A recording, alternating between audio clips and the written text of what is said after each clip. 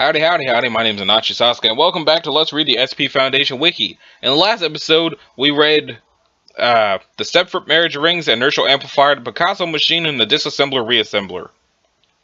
This time we're going to start with the Egg Timer of Deja Vu, and if there is another Dr. Wrights in here, I will be shocked, confused, and slightly angry. Okay. I was kind of expecting like a kitchen egg timer instead of an hourglass. SCP-292 is to be kept at Site-72 in a guarded room locked in a padded containment setup to avoid movement of or damage to 292. Access to 292 is prohibited without Level 3 authorization. Site personnel must report all instances of deja vu or related symptoms to Site administration. Okay. SCP-292 is a 60-second brass hourglass 10 centimeters tall. When all the sand is at the bottom and 292 is flipped over, only two outcomes have ever been observed. Either the sand runs out normally after 1 minute, or 292 is knocked over on its side. If 292 is knocked over, anomalous properties do not again manifest until all the sand in 292 is in one bulb. At no time has 292 ever been observed to be flipped over a second time within 60 seconds, except when knocked over as seen above. Anytime 292 is upright and all its sand is in its bottom bulb, and a subject attempts to flip 292 over with the intent to flip it again before all its sand runs out, the subject and people nearby suddenly experience deja vu. The intensity of the deja vu was inversely proportional to a person's distance from 292. The subject is often momentarily stunned by the experience. Persons experiencing deja vu from the same event often describe similar recalled experiences. It is believed that when 292 is flipped over, a process is started in which, if 292 is flipped again before its sand runs out, time flows in reverse to a point a couple of seconds before 292 was initially flipped. This effect is similar in nature to that of SCP-1876, albeit with different psychological effects on those experiencing the phenomenon. Time then flows forward again as if 292 were never flipped. Deja vu would thus be a side effect of this process. Prolonged exposure to 292 can cause nausea, migraines, vertigo, hallucinations, seizures, and symptoms consistent with temporal disjunction, somatic, psychological, or both. More information can be found in Document 292-48K, Theoretical and Observed Symptoms of Temporally Related Afflictions. Is that even in here? Nope. Addendum 1, Experiment 292-31. Procedure. Subject 03101 was instructed to flip 292 over and then shoot him to death and then flip it back over before time runs out. Result: as Subject 1 reached for 292, both subjects as well as other personnel in the area reported feeling deja vu. Subject 1 exhibited elevated levels of adrenaline, while Subject 2 exhibited pronounced apprehension in the presence of Subject 1. What? Oh, okay. Flip and then shoot Subject 2. Okay. So time flowed backwards with them being aware of it happening. Okay then. Procedure. Subject 04601 was instructed to flip 292 over, wait 30 seconds, and flip it back over. When deja vu was experienced, Subject 04602 was instructed to do the same thing. When deja vu was experienced a second time, instructed to do the same thing. Results: as 1 reached for 292, all subjects experienced deja vu as expected. Subject 2 hesitated and was instructed to flip 292 over. While reaching for 292, Subject 2 fell to his knees, 1 doubled over, and Subject 3 staggered. Subject 3 was instructed to flip 292 over, and as he reached for 292, all subjects appeared to exhibit temporal shock for 10 to 15 seconds before falling unconscious. Which is... that didn't explain anything. Temporal symptoms subsided within 5 to 7 days, while visual and audible hallucinations persisted for several months more. Next test. While preparing for Experiment 292-75, Dr. Blank suddenly clutched 292 to his chest and reported that he had just experienced deja vu. Dr. Blank said that he felt like he was about to drop 292, and if he did, something bad would happen. Dr. Blank has hypothesized that Dr. Blank had indeed dropped 292, but instead of breaking, 292 reversed the flow of time until a moment before it was dropped. If 292 does in fact possess such a self-preservation system, the potential consequences data expunged. Reclassification to Euclid approved on blank blank 2000 blank until more information on 292's properties can be gathered and analyzed. What does this mean? In the same source used to have safe space and textual reference to a quoted work that has been mentioned in a previous reference.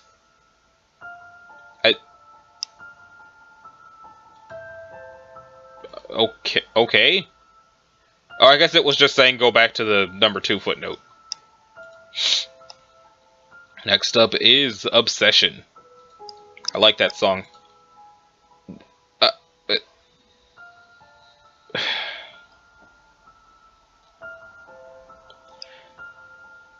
well, I feel like I should have known something called Obsession was going to be Keter, but I'm never ready for when things pop up being Keter.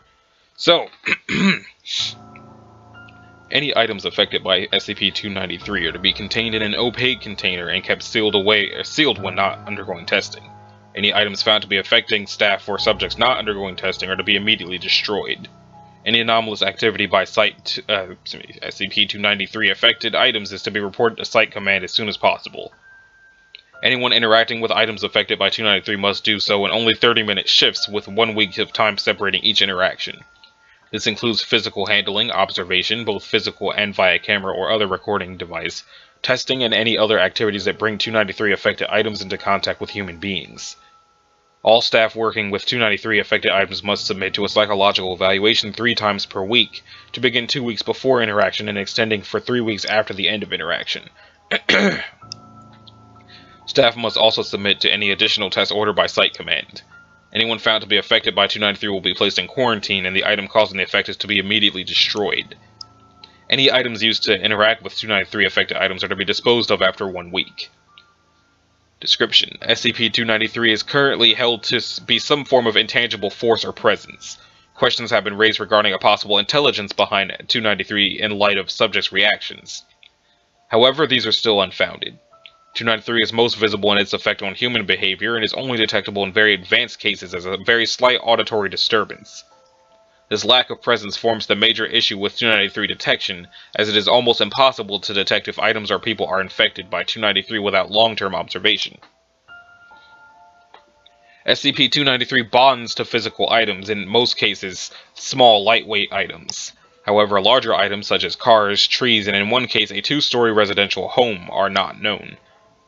293 will spread to new items if they are left in close 2 meters or less proximity for several weeks.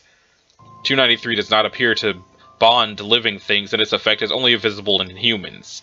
It is unknown how SCP-293 spreads to new items or what the criteria are for an item to be bonded. However, there appears to be a higher probability of bonding for items that can be easily carried/transported in a human hand. SCP-293 causes those affected by it to become progressively obsessed with the item it is bonded to. This process appears to be accelerated by observation and physical contact with the item affected by 293. Subject will rapidly become withdrawn and antisocial and react violently to anyone attempting to touch or remove the item. Subject's actions towards the bonded item will begin to take on parental aspects in 78% of cases, with the subject rocking, cleaning, and attending to the object as if it were not an inanimate object. Attempts to interrupt these rituals or bring attention to the inappropriateness of this behavior will cause the subject to enter an extreme state of fear, depression, or anger, which persists for an extended period of time. In many cases, the obsession and ritual cycle of 293 will grow to the point where the subject is unable to function normally, needing constant contact with the 293 bonded item. Subjects will show a marked and progressive impairment of performance in simple tasks such as preparing food, engaging in personal hygiene, or sleeping. In the 22% of cases with non-parental attachment with SCP-293, subjects may also begin to engage in personal abuse and damage, believing they are being ordered to do so. Mental and physical degradation in both cases are often directly related to cause of death. Attempting to remove the item from the subject will cause the subject to enter a violent, fearful, depressed, hysterical, or one of many other mental states. These episodes are nearly impossible to end except by the return of the item or several months of separation. Subjects will become more and more erratic and hysterical the longer they are separated and will violently attack others to reacquire the item. Subjects will often commit suicide after several days of separation from or loss of the SCP-293 affected item. The Foundation currently has 182 items affected by 293 in storage. It is unknown at this time how many items worldwide may be affected by 293, and questions have been raised as to 293 and its possible relationship to other SCP items and the exploits of some serial murderers. So the reason it's Keter is because they don't even have the SCP, all they can do is get things that are affected by it. Interesting. Next up, we have the coffee machine. It looks like I'm moving along pretty nicely. I'm intending on ending this episode once I hit SCP-300, so I can start at SCP-300 in the next episode. So, now we have the coffee machine. I'm gonna say safe, because it's just a coffee machine. And I'm wrong, so I guess it's not just a coffee machine. There are no standard special containment procedures on file for 294. However, only personnel security level clearance 2, I said that backwards as fuck, security clearance level 2 or higher are allowed to interact with it. See document 294A. SCP-294 is currently being stored in the second floor personnel break room and is monitored by 2 guards of security clearance level 3 at all times. How many things are there that are like this? Like just vending machines that do different things than they're supposed to do. This is like the 3rd SCP I've seen that does things like this. Or seems to. Item 294 appears to be a standard coffee vending machine, the only noticeable difference being an entry touchpad with buttons corresponding to an English QWERTY keyboard. Upon depositing 50 cents US currency into the coin slot, the user is prompted to enter the name of any liquid using the touchpad. Upon doing so, a standard 12-ounce paper cup is placed in the liquid indicated as poured. 50 cents for a cup of coffee is damn good.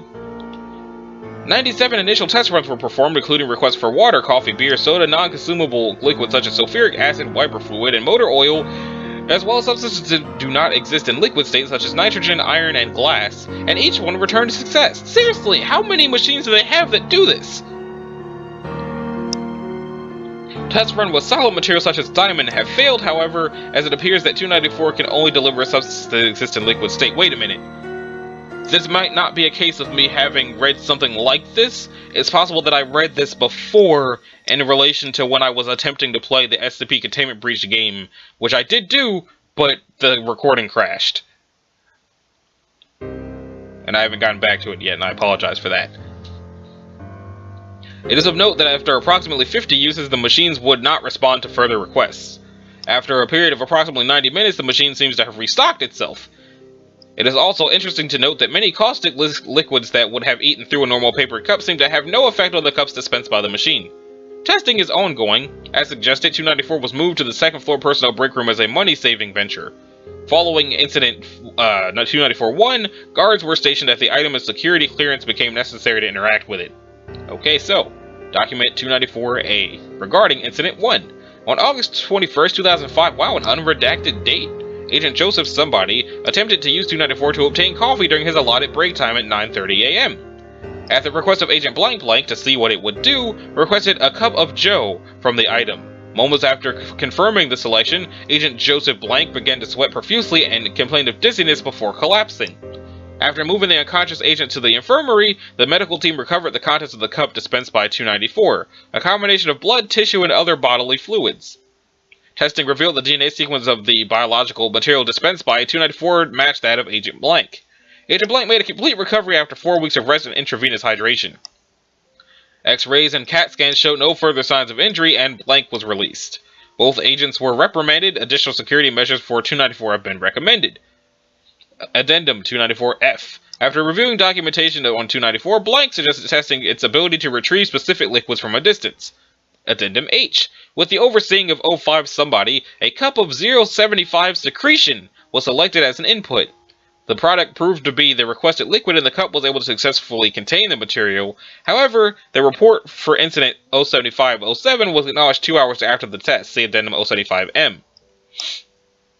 A containment procedure breach had occurred exactly the same time this test was taking place, waking 075 to its active stage. It was able to secrete an amount of basic solution equal to the capacity of a coffee cup before emergency containment procedure was applied and it was rendered passive. The liquid was not found in the post-incident investigation. I think this is Able?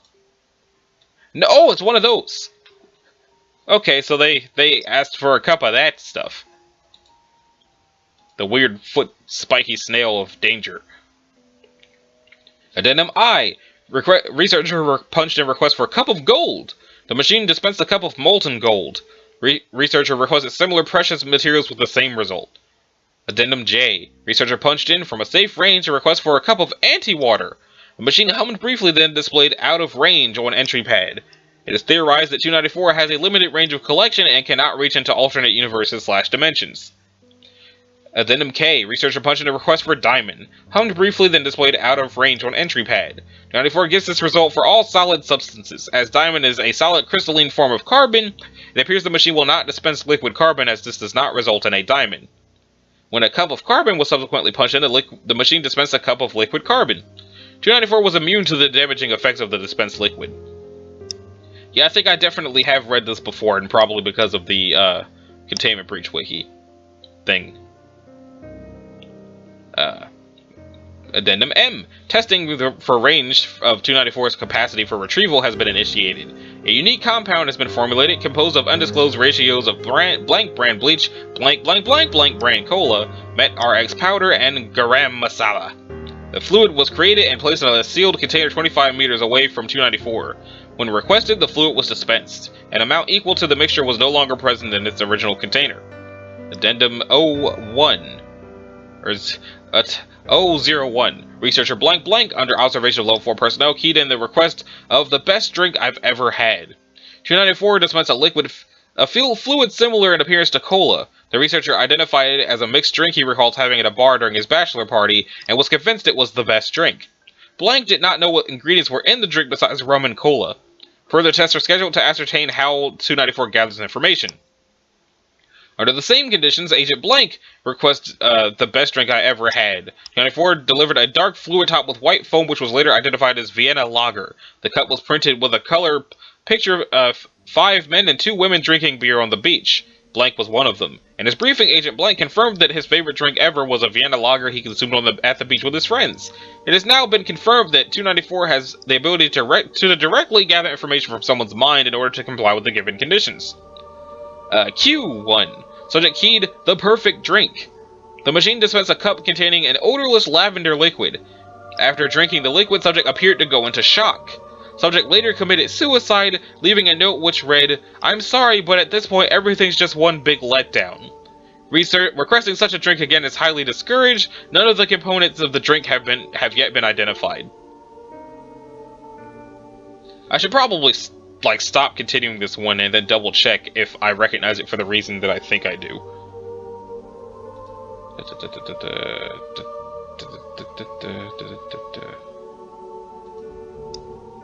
That is the wrong thing.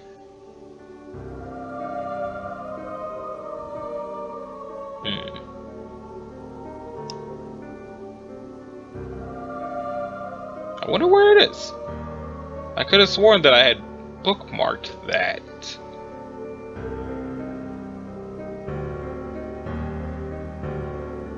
Oh. No, I guess not.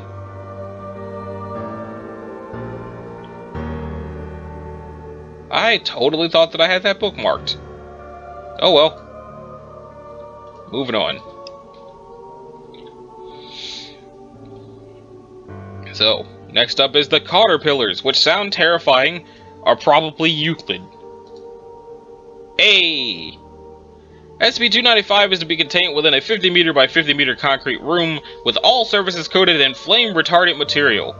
All personnel entering and exiting containment must comply with Level 3 contamination screening. Level 3 flame-retardant exposure suits are to be maintained on the premises, and are required for any and all testing involving 295. Feeding will occur once per week and consist of a meal of 20 kilograms of naturally grown pine wood harvested near the Site 19 facility. I wonder what kind of butterflies these things turn into. 295 is a number of caterpillars resembling that in appearance, so this dude. A single specimen of 295 is capable of creating an unidentifiable substance which has several unique qualities attributed to it. 295 possesses similar physical attributes to a common caterpillar, with notable exception being 295's incredible speed when in pursuit of sustenance. When flammable material is introduced into 295's environment, it will quickly move to attempt to consume it.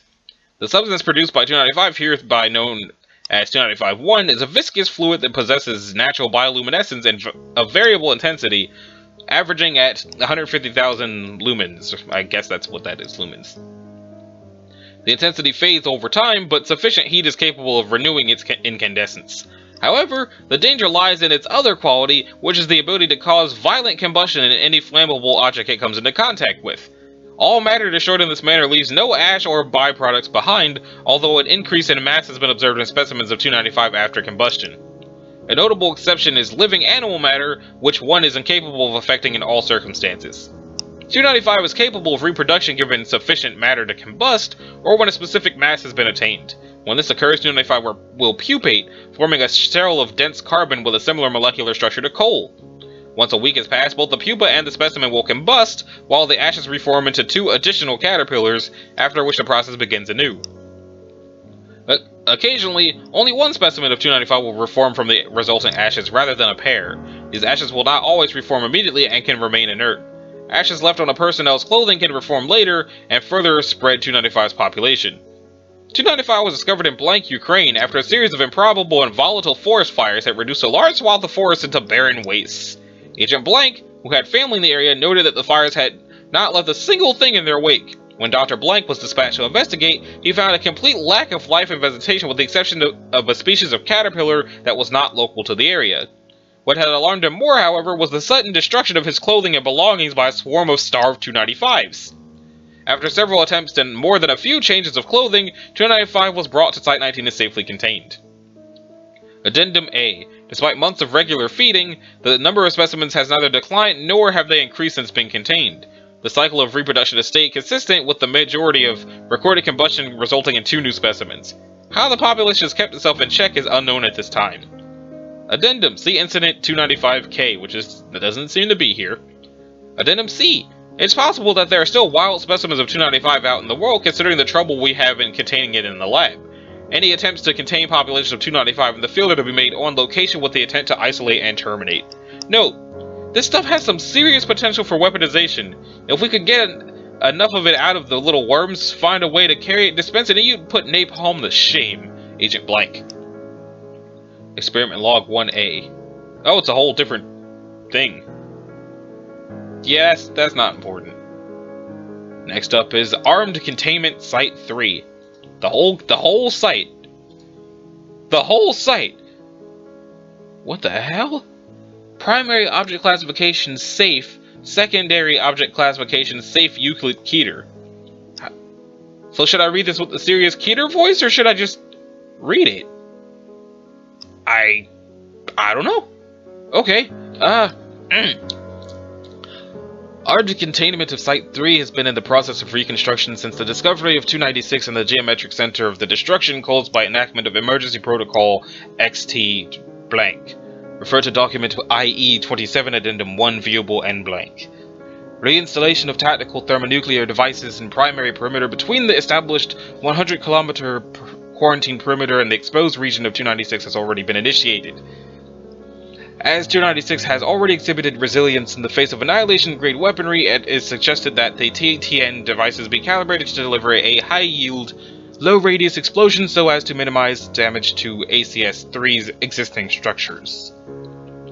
All personnel, agents, and researchers assigned to 296 must have no criminal background prior to and during SCP service. Any incidents approximating criminal behavior as well as suspicions of possible criminal behavior are to be considered disqualification for assignment to duties directly related to 296. Upon examination of the blast crater occupying ACS-3's previous location, a stone channel was discovered in the crater's geometric center. The stone is of an unknown composition and was utterly unaffected by the detonations of the failsafe devices utilized by Emergency Protocol XT blank. It is unknown whether the structure designated 296 existed prior to the annihilation of ACS-3's previous installations. However, the contents of 296's interior suggest it was somehow created in the explosion. From the exterior, 296's entry channel appears to be simply a set of carved fitted stones arranged around a vertical rectangular shaft. They extend into the ground for several feet before light simply ceases to penetrate it and it enters into darkness. Initial attempts to investigate followed standard procedure Class D personnel. Each maintained contact for a few moments before failing to report back. After several personnel were lost in this manner, robotic surveillance was initiated and revealed the presence of an amphitheater-type structure, around which were seated 56 figures of similar appearance. Each was roughly humanoid and made of a substance similar to, at first glance, to ice. Thermal scans indicated a variety of temperatures, varying from figure to figure, and most did not conform to the temperatures low enough to support solidification of water. Surveillance also discovered the remains of a Class D personnel. The deceased exhibited the following characteristics. A was found beside a figure with cylindrical wounds extending through her skull, each one surrounding the previous location of each eye socket, one passing laterally through the skull and excising the ears and all associated organs, one excising the nose, one excising the mouth. The subject's skin had also been removed whole and rested beside the corpse, along with the cylinders of bone, flesh, and viscera that had been removed from her skull, which rested atop the skin. Wounds confirmed to match those inflicted by Euclid-class SCP-Blank confirmed to have been present in ACS-3 during initial installation's annihilation. B was found collapsed on the ground beside a second figure with what initially appeared to be total destruction of his skeletal system. Autopsy later revealed the complete liquefaction of all interior bodily systems. Damage confirmed to match those inflicted by Euclid-class SCP-Blank also confirmed to have been present at ACS-3 during enactment of Emergency Protocol XT. Personnel C through G. C through G were found beside a third figure. All 5 personnel occupied roughly the same space at different angles. Still technically collectively alive, the resulting recombinant creature was quite obviously both insane and irreparably crippled and was later terminated on site. Analysis of records pertaining to Keter-class SCP-Blank indicated conformity to exposure to its exponential recombination effect. SCP-Blank was also confirmed to have been contained within ACS-3 at time of annihilation. Surveillance was forcibly terminated before further information could be gathered. The final image transferred by the robot was that of the figure sitting beside the still active form of Personnel C to G shattering and the form of SCP-Blank appearing amidst its debris. 76 Class D personnel, 23 agents, and 5 researchers were lost before sufficient information regarding SCP-Blank could be dispatched to allow for the forced initiation of its hibernation cycle. SCP-Blank has since been relocated to Armed Biocontainment Area 14, and subjected to containment in following with its original procedures. No further attempts to investigate 296 have been made as of this time. Proposals for a controlled systematic testing of each figure has been suggested by Dr. Blank Blank, but has been denied on the grounds that the risk of releasing SCP-Blank, although its presence within the amphitheater has yet to be confirmed, is too great.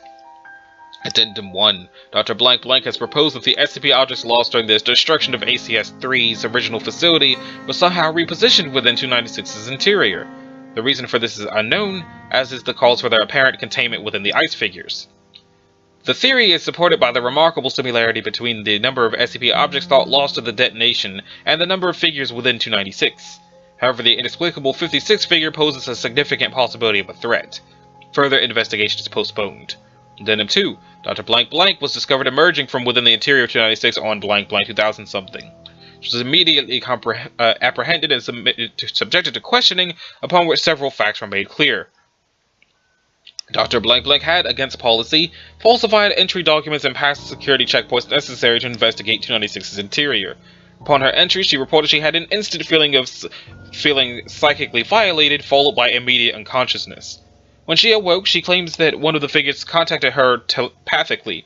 She could not identify which one at the time, as there were no corresponding visible stimuli, but she insists it is the 56th figure, the additional figure not corresponding to an SCP object previously stored within ACS-3.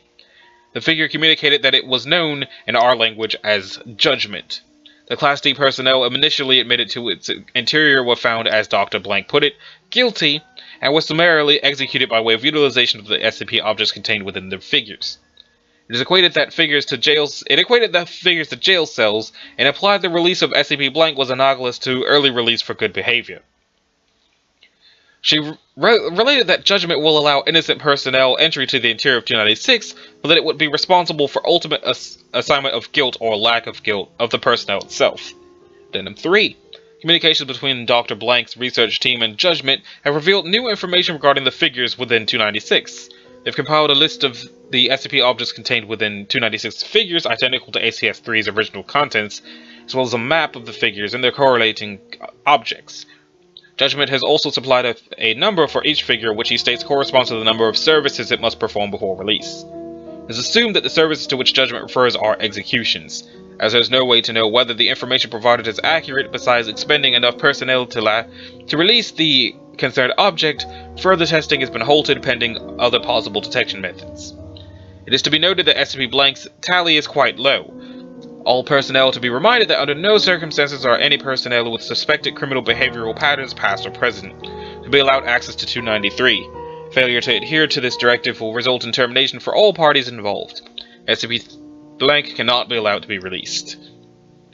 So I apologize for the various dips and accent that I did there. I'm not 100% sure what was going on myself. But anyway, now it's time for Steely Dan, which is probably not the band. But it's...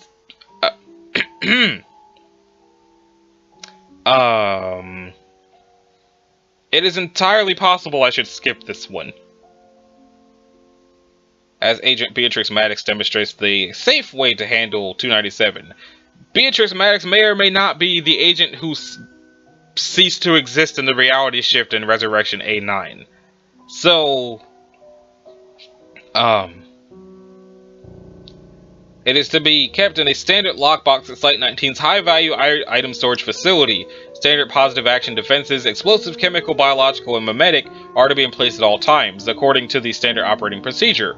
Personnel wishing to utilize it for experimental or field purposes must fill out a Form 32 and submit it to the Head of Research and Containment.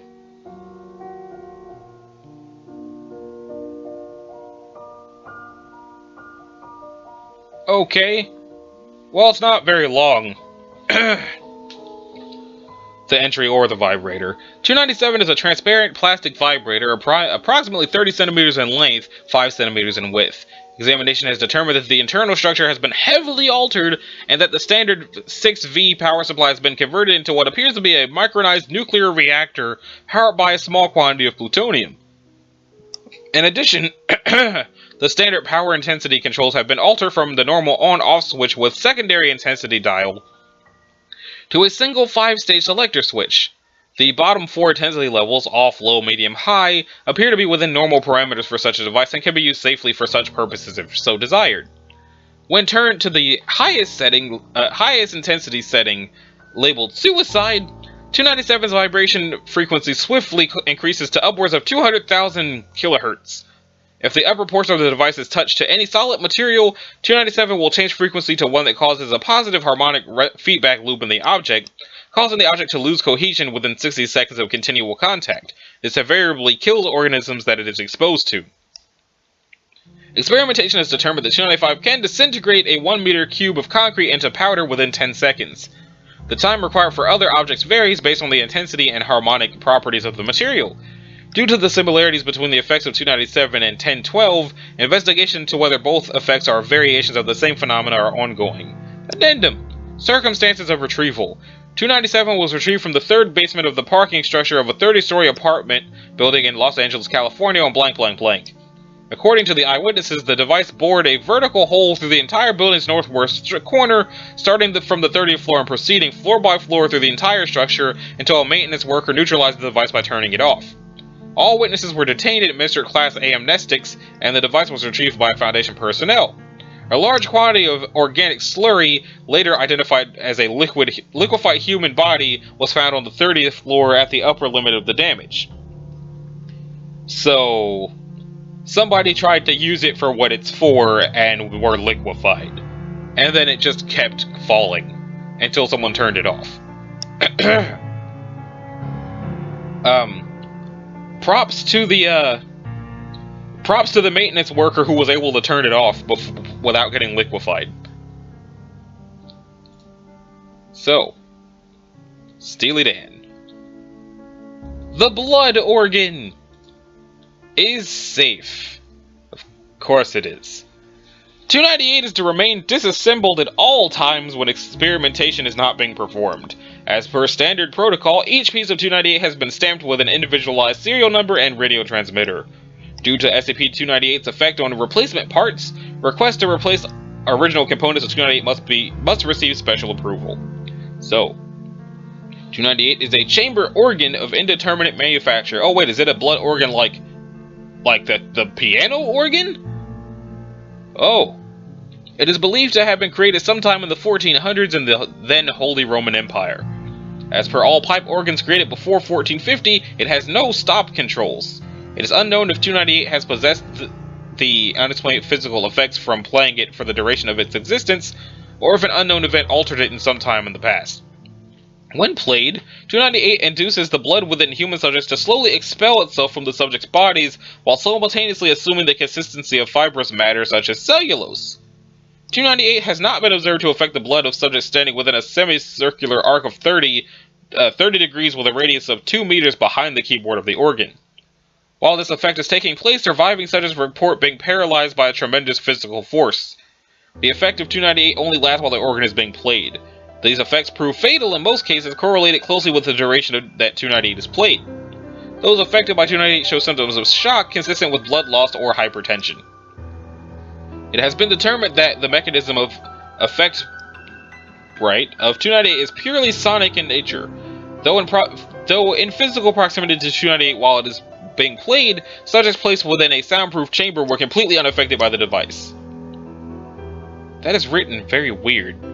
Experimentation with active noise control has not yet been able to completely neutralize the effect of 298. The most advanced noise control systems have reduced the effects to limited hypertension as well as feelings of intense pain and pressure as reported by experimental subjects, so disposable dudes. High fidelity recordings of the tones emitted by 298 do not replicate the effects of it. It appears there is an additional sonic component of the SCP which has not yet been discovered, which provides for the physical transformation of the blood. Examination of the physical, chemical, and elemental composition of the altered blood has yielded some data. The blood expelled from the body retains its ability to absorb oxygen. In an oxygen-deprived environment, the blood assumes a dark brown color. In a vacuum environment, the hemoglobin deoxygenates and assumes a purple color. Upon introduction of sufficient oxygen, the color changes to bright red is nearly instantaneous. These effects are entirely consistent with the chemical properties of normal blood. Further, analytic chemistry has for the most part been able to determine that the altered blood is identical to regular blood in terms of its chemistry. In terms of physical properties, however, blood affected by 298 is a completely different material. It possesses extraordinary elastic properties. Stress experiments to date have not yet reached the yield limit. None of the observed deformations of the altered blood material displayed any degree of inelasticity. It has required an extraordinary amount of force to cause the tendrils of altered blood material to break. The greatest successes in this area have been achieved by actions altering the chemical composition of the blood, such as burning. Blood affected by 298 will remain at a temperature of near 38 degrees Celsius, 100 degrees Fahrenheit for the duration of the phenomenon. Further changes to physical properties are inconsistent and appear to be somewhat related to the specific audible tones emitted by 298. The changes are not permanent. If the organ has not been played for 47 seconds, any altered blood returns to liquid state. The appearance that the altered blood takes once it expels itself from the body has been likened to leafless trees. Placing components of 298 in other organs such that they become a working piece of the other organ will cause the organ to generate effects related to 298. Though not as dramatic as a physical transformation, affected organs have been able to generate spontaneous bleeding in test subjects as well as increased viscosity in blood. This generally includes the player as well. Over time, some of the original components of 298 have required maintenance and replacement. Replacement of individual components with suitable replications do not seem to affect the functioning of the mechanism as a whole. Though this effect is not immediately observed in the replacement parts, over time these parts acquire the ability to generate effects when played in organs otherwise unrelated to 298. 298 will affect blood drawn from humans before they are exposed to its effects so long as such blood is near human body temperature. As such, further research with human subjects is to be suspended. Further tests into the physical properties of the altered blood can be continued with blood harvested from volunteers. Addenda A. The pieces of 298 are not to be destroyed. Further research into the extra-physical mechanism behind the sudden change in the physical properties of the blood of humans must be undertaken. The benefit of being able to replicate the mechanism of the transformation of the physical properties of common substances could revolutionize industry and construction. B. No. The pending request to use the Foundation's sensitive interferometer on research with 298 has been denied. I do not wish to denigrate the research wing of our group. I really think you guys need to glance at the bottom line of some of the things you request. 298 is just not important enough to warrant the expense. 05 somebody. And last but not least for this episode, the infectious tree, which is Keter.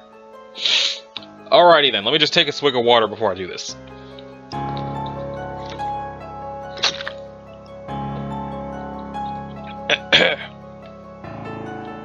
It jumped into addendums quick, didn't it?